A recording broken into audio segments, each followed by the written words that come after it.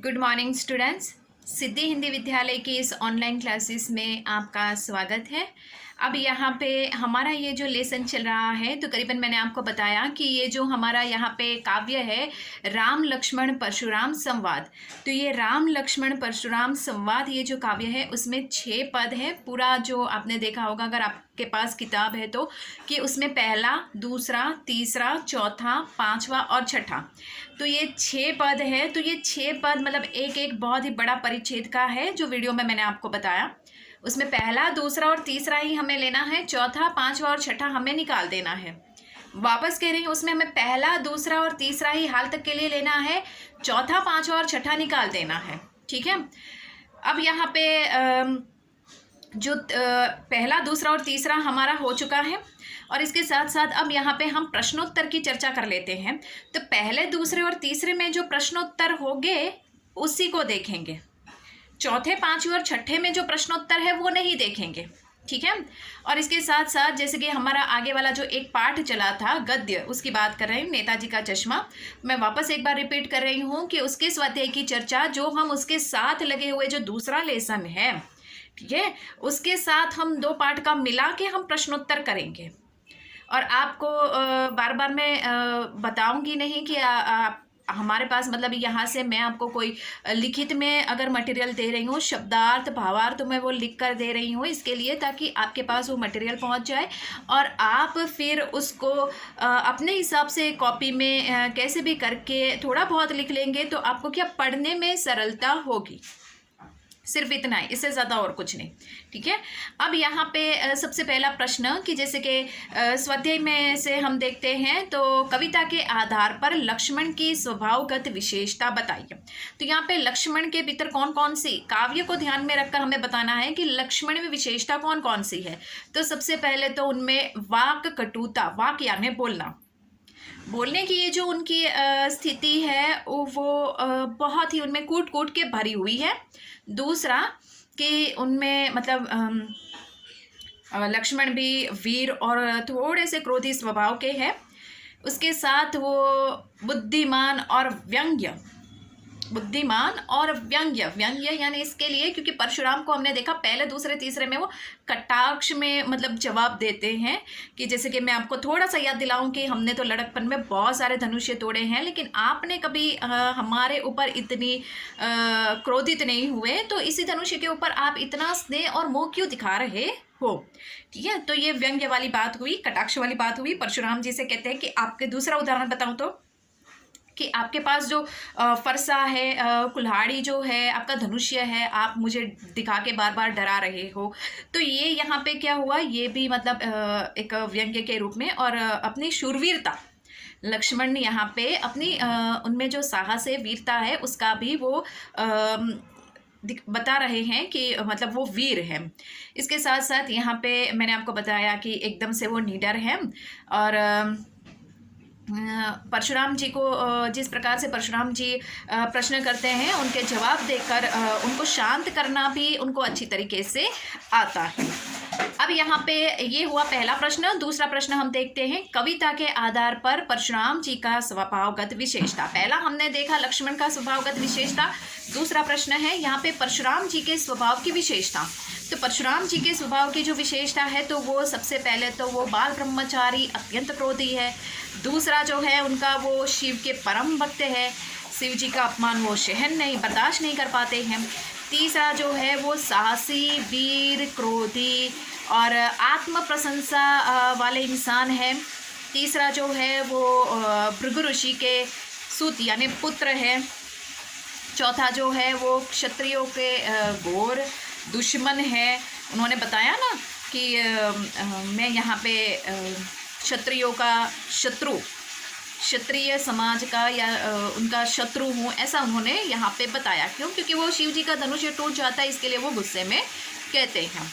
इसके साथ साथ यहाँ पे वो अपने विजय उन्होंने बताया ना कि कई सारे राजाओं को भी उन्होंने परास्त करके इस पृथ्वी को उनसे रहित किया है और ब्राह्मणों को दान में दिया है। तो यहाँ पे उनके कौन से गुण की, महावीर और विजेता, दानी, ये भाव उनमें दिखाई देता है। उनकी स्वभावगत विशेषता लिखनी है तो ये दान भी उनके स्वभाव की एक विशेषता है। यहाँ पे विजेता यानी राजाओं को परास्त करके वो विजेता बने, तो ये भी उनके स्वभाव की एक विशेषता है।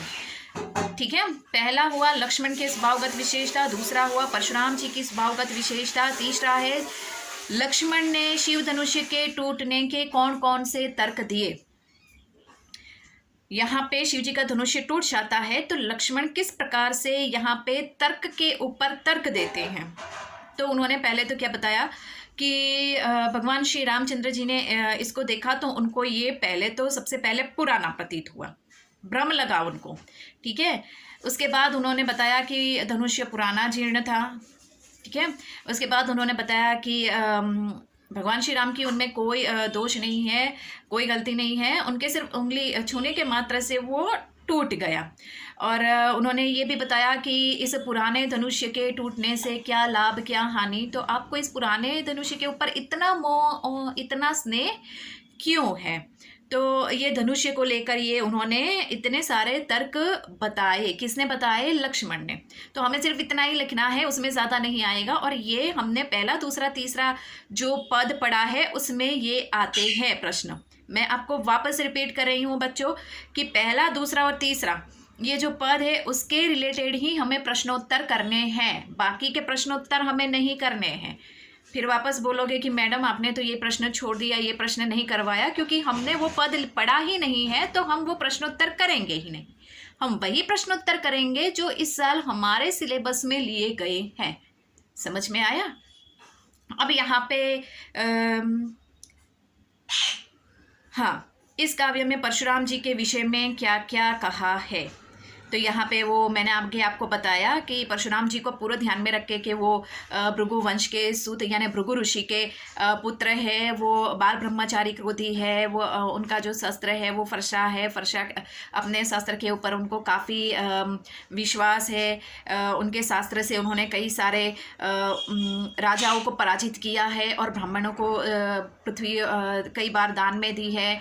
वो क्षत्रिय समाज के शत्रु है। जो शत्रु का काम करेगा उसके मतलब वो तो उनके सामने शत्रु के समान ही होगा। वो एक ब्राह्मण है, एक महावीर विजेता पराक्रमी योद्धा है।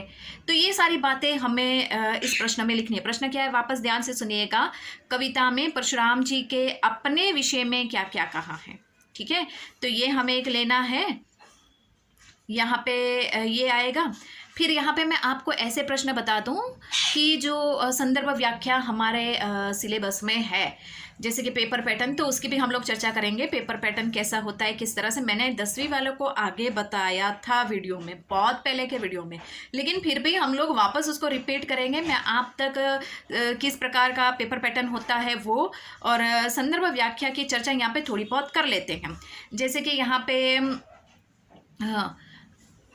बिहसी बचन बोले मृदुबाणी, नेक्स्ट वाले ये कौन सी, पहले मैं पंक्ति पढ़ लेती हूँ, उसके बाद मैं आपको बताऊंगी कि कौन से वो पद में आती है, पहला दूसरा की तीसरा। बिहसी बचन बोले मृदुबानी, अहो मुनिश महाभटमानी, पुनि पुनि मोही दिखाऊ कुठारू, चहत उड़ावन हुकी पहाड़। ये तीसरे पद में आता है, शुरुआत में ही है। तो यहाँ पे सबसे पहले तो संदर्भ, ये इसके ऊपर संदर्भ व्याख्या के ऊपर पूरा ये एक वीडियो हम लोग रखेंगे। मैं आपको बताऊंगी संदर्भ व्याख्या कैसे लिखी जाती है। वैसे तो आप लोगों ने 9th में भी लिखा ही है संदर्भ व्याख्या, आपको पता ही है, मैंने बताया भी है संदर्भ व्याख्या कैसे लिखते हैं, लेकिन फिर भी हम इस वीडियो में संदर्भ व्याख्या कैसे लिखी जाती है उसकी हम चर्चा करेंगे।